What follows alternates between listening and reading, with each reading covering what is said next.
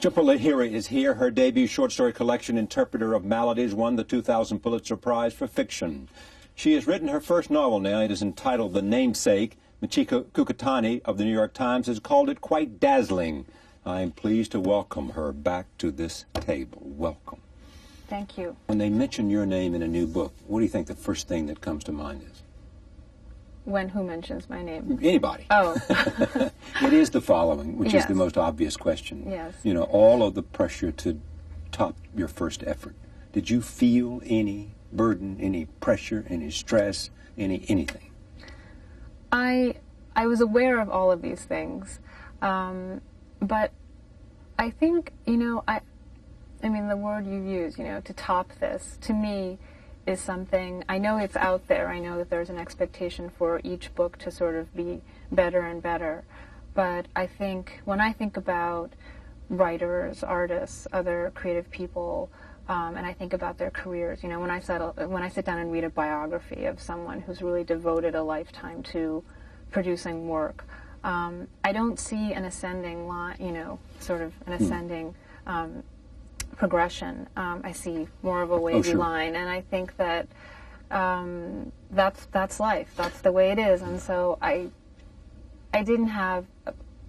I just tried not to think about that, all of those expectations. I think it would be, it would have been paralyzing to sort of assume or to expect, even to hope that, this book would be received with the same enthusiasm or more enthusiasm. Bestseller, Pulitzer Prize. Yeah.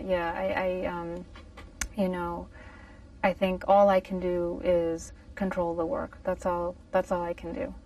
And then, how did it change your life? This idea, you're a graduate student and you write a book that's a bestseller and a Pulitzer Prize winner, and all of a sudden people are saying, "Here is the world literary sensation," or something to that effect. Yeah. It doesn't sound real to me, You just do the work. I still feel that I'm very much at the start of my career, I hope. I hope I have many more books in me. I hope one day I'll be able to look back on this book and Interpreter and think, oh, those were my first efforts, Well, you've started pretty high. I mean, it's wonderful. It's amazing that's what the reception has been, but I did not expect it. I don't think anyone possibly could, given the circumstances. I still feel like I have so much to learn. If someone said what you are about is trying to understand and reflect the immigrant experience at core, that's what she's writing about, would they be right? I think to a certain degree, sure. I mean, that's ostensibly what I'm writing about, and much more explicitly, I think, in The Namesake than in the stories and Interpreter. I think that the ideas that were floating through the short stories, I sort of concentrated them in a way in this book and focused on them. But I also think, having said that the book is more generally just about family, about raising children, about feeling displaced, and and about sort of giving and taking between generations, and I think those things are not specific to immigrants, And how random acts can have such a powerful influence on life. Random acts, accidents, can sort of take one's life over and inform one's life in a way that one doesn't expect. Are these characters that you've had in your mind for a while? Well, Gogol certainly was. That's a great story. Why has Gogol been there? Because you wanted to write about somebody who had a name that was a little strange? Literally. I mean, not literally. Literally, I wanted to write about someone named Gogol because I was, years and years ago, I was in Calcutta. I was visiting one of these long family visits, and I was aware of a friend of my younger cousin, and I was just aware that he had a friend I think in the neighboring house or something. I never even saw the boy, but I was aware that there was a little boy somewhere nearby named Gogol, and that was it. And the name just was something that struck me, and I eventually jotted it down in a notebook as an idea with nothing else, just, boy named Gogol, sort of laundry list kind of idea thing. And then several years after that, I thought, I think I want to try to write about this boy named Gogol. And so did he have a face? In my mind? Mm-hmm. Yeah, eventually. I had to work on it. But first it was a name. Just a name. First it was just a name, and the why, why this name, and then how does he deal with this name? So it sort of went from there. So you started with a name. I mean, people tell me, different writers come here and say different things. Some writers start with a place, a location. Mm-hmm. Some will start with a character. You start with a name. I mean, it's fascinating to me. Yeah, well, you don't choose it. You don't choose these things. At least I don't, And you can't manufacture them. No, and I mean, I didn't, and in fact, I think one of the reasons that it was so difficult for me to write this book, among many others, is that I sort of resisted the name. I thought, why? Why am I drawn to this idea? No one's going to believe me. No one's going to believe that there's a boy named Gogol and, all this stuff. No one's going to find this credible. I mean, I knew that there were boys. I mean, obviously there was a real life counterpart to this character, and I gather that Gogol is not a common pet name for Bengalis, but it's not exclusive to. I don't think it's exclusive to the one little boy I knew of, but I just didn't think. I don't know. It took some time for me, even for me, to accept the name as the name of my character. What's this story about? What's the narrative here? It's about a family who comes over from Calcutta. A couple, arranged marriage, comes over in the late 60s to Cambridge, Massachusetts, and eventually settles in suburban Boston. They have 2 children, and the boy grows up, and the novel sort of closely follows the coming of age of Gogol and his his struggle to figure out what to call himself. Quite literally, he's named one thing for a reason he doesn't understand. He changes his name to something he thinks is more appropriate to him, and at the end of the book, he, I think, begins to understand. Which is an interesting question. Is it harder to start a book or end a book? Well, I always knew where this book was going to end.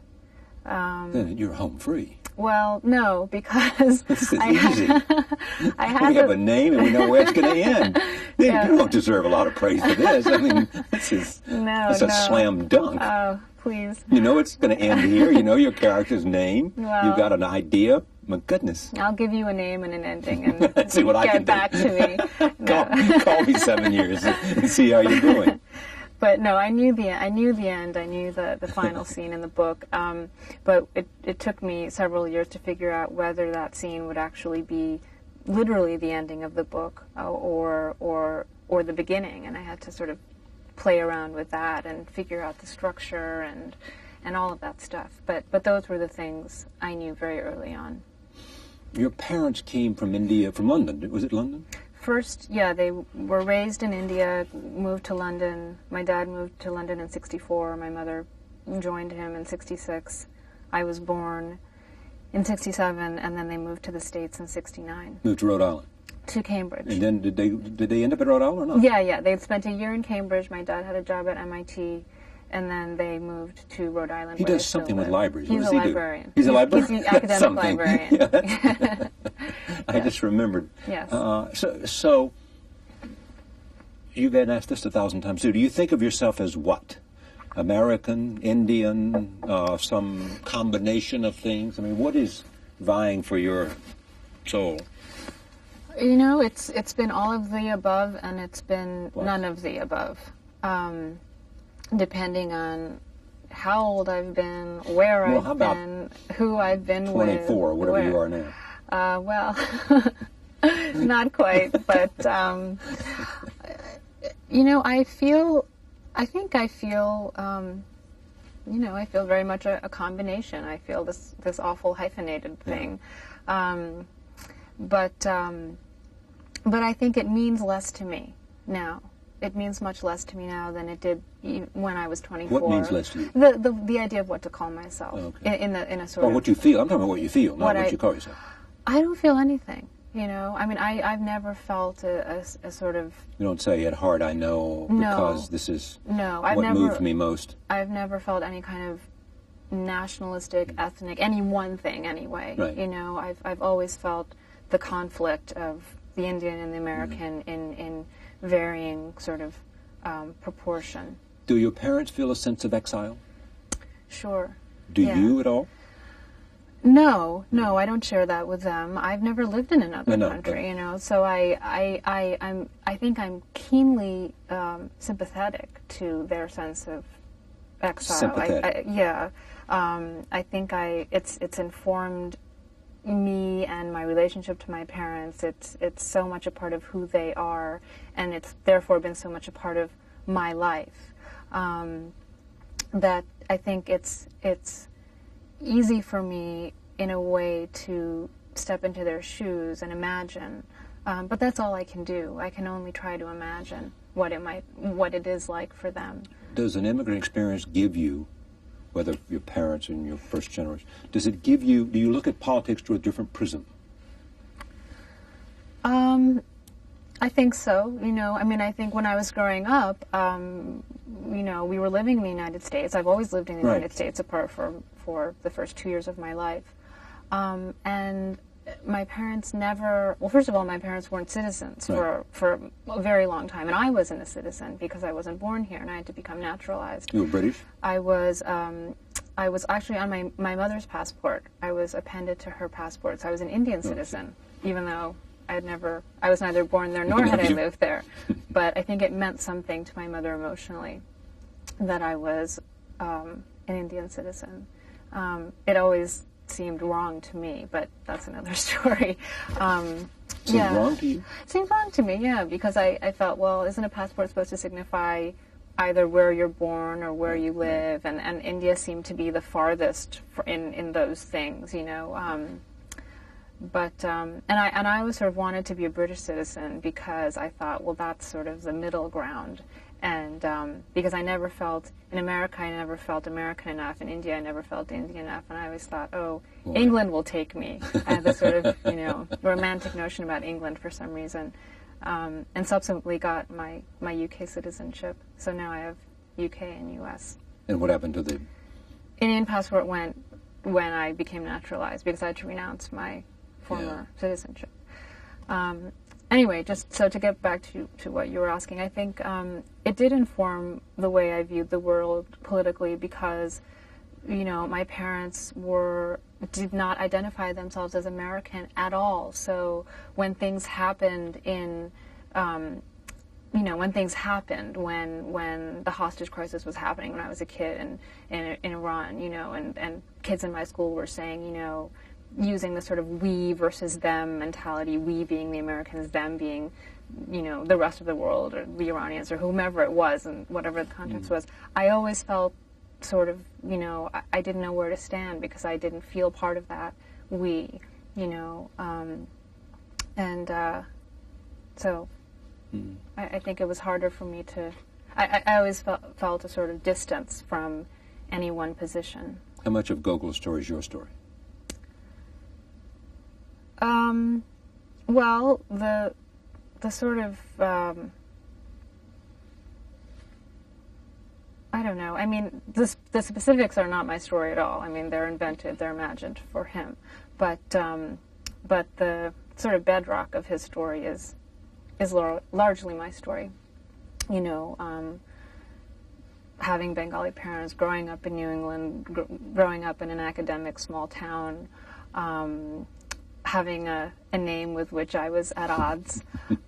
Those things are from my life. Why is Gogol a male rather than a female? I mean, why don't you write a perspective of a woman? You're writing a male character here? Your lead is a male. It's what it all began with the name. Yeah, okay. So it was couldn't be a Gogol, woman, right? and I wasn't going to go that far. A girl named Gogol. No, that was where I drew the line. Yeah. But so really, for me, it was it was always determined. Is it hard to think you're writing in a male voice? It's hard, but it's also hard to write in a female voice. And so it's no harder then? It's not, and sometimes it's more liberating because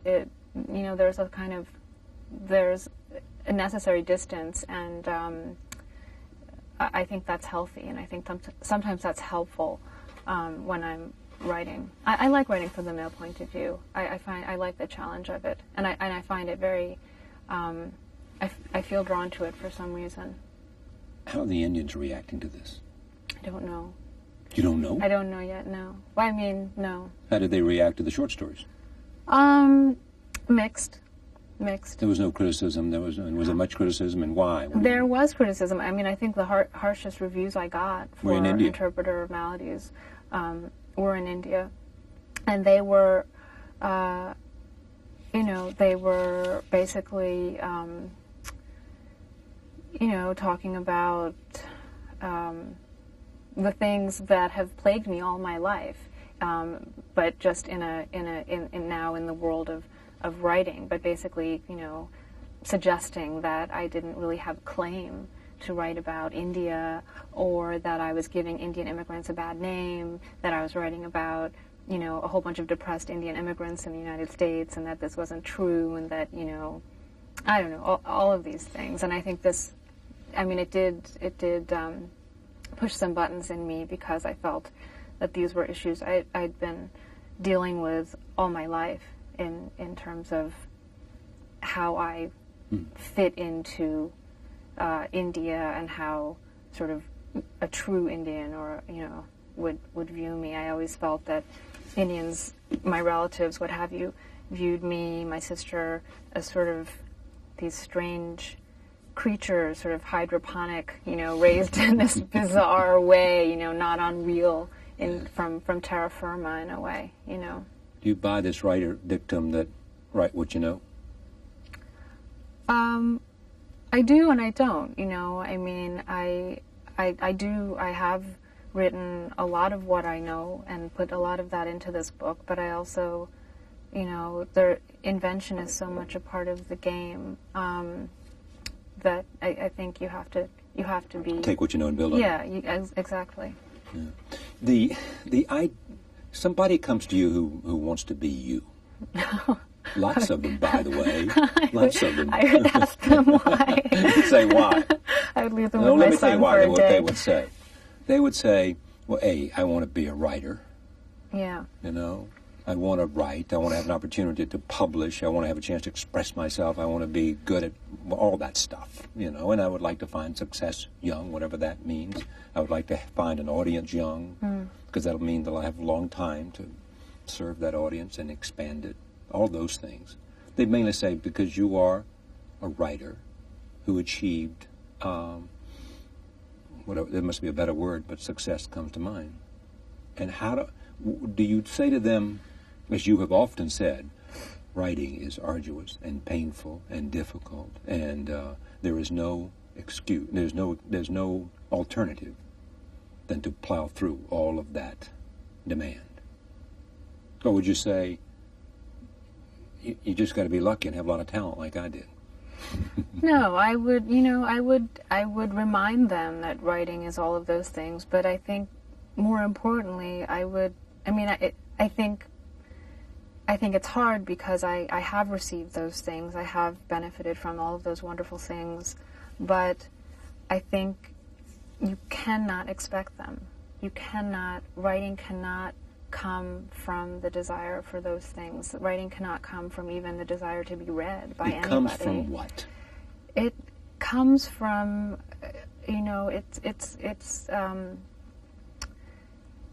it comes from, for me, just it's a way that I feel that I'm,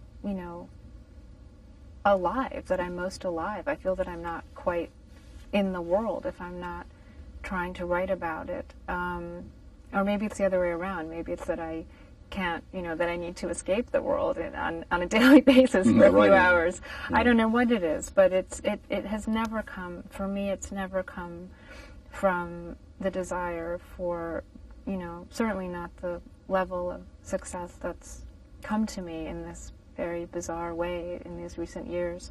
I just, I've never thought that, and I think it's I would really caution anybody to... You can't go for the reward, you have to go for the doing of the thing. No, and my father always told me this, even when I was, a kid. He said, you've got to work for the love of it. Whatever work you do it for the love of it, and whatever happens is going to happen. You can't control that. How do you think you found writing? I started... Or it found you, or whatever. I started writing when I was, everyone says I started writing when I was a kid. I did start writing when I was a kid. And it just felt, I started writing as soon as I could read. And to me it felt as instinctive and as pleasurable as reading. So when someone asks me, why do you write? It's almost like asking me, why do you read? Or why do you breathe? Or why do you breathe? Or why do you eat? It really is a fundamental way that I cannot imagine life without it. Connect to life. And I can't live without it. Pretty much, or don't live very happily without it. How do you write? You mean literally? Yeah. Well, I mean, do you sit down with a long hand and legal pads? I have very... You write in the middle of the night or early in the morning? No. I used to... Do you use stimulants? What do you do? Like coffee or tea? I used to, for most of my adult life, before I became a mother, I would wake up in the morning, I would have some coffee, I would maybe go for a jog, come back to have a shower, sit down and work for 3 hours, 4 hours, and then have lunch, and then read for the rest of the day. That's pretty much gone out the window. And but, still trying to hang on to a semblance of that routine. I mean, was this finished before your son was born? It was pretty much. I mean, I certainly revised it after my son was born. I think I did the bulk of the work when I was finished up the bulk of it when I was pregnant. But the first drafts had been written several years before I was even married. I mean, crude, but complete drafts. Mm. You finish and then go back and edit and edit and edit and edit, or do you edit and edit and edit as you go? Aren't those the same things? Well, I don't know. I know lots of people want to get through. Yeah. Oh, you mean from beginning to end? Yeah, they want to get there, and then they want to go back. And, I think that's what happened. And delete and add and shape, and but they race forward to find out where it's going. Right.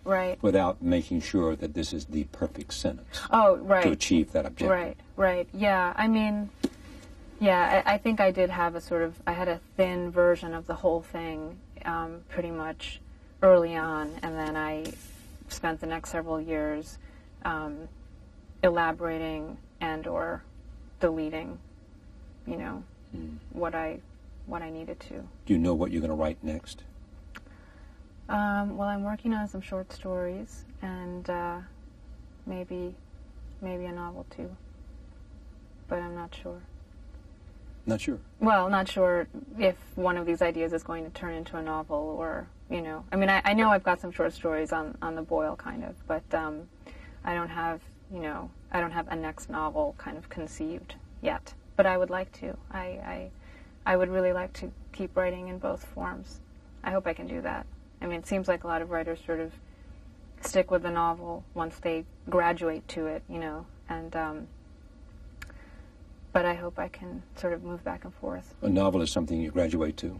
Well, I think that's the idea, I mean, you sort of, your apprentice work is your short story collection, and then you graduate to the novel, and I find that idea very strange, but it's out there, and that's another one of these expectations that's out there that you can't really control, but it exists.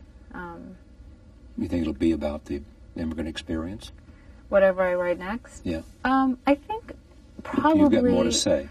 I think probably yes, but not as much, not as emphatically. I think, as I said in this book, I really sort of you know,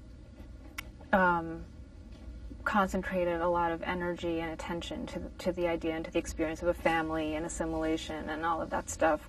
I think that, I mean, at least in the stories I'm working on now, that stuff exists, but it's much more peripheral. It's sort of, you know, background noise, and not so much the heart of the work, the way I think it is here. Jhumpa Lahiri, winner of the Pulitzer Prize for Interpreter of the Maladies of Maladies. This new novel is called The Namesake. She, in everything that I have read, has gotten enormous praise for this. And when you have sort of when you have the kind of overwhelming success she did with a first collection of short stories, there are people who are looking to say, it's difficult to do it and she didn't do it, but in fact they're saying it's difficult and she did do it. She came back with a very strong book. Thank you. Thank you. Thank you for joining us. See you next time.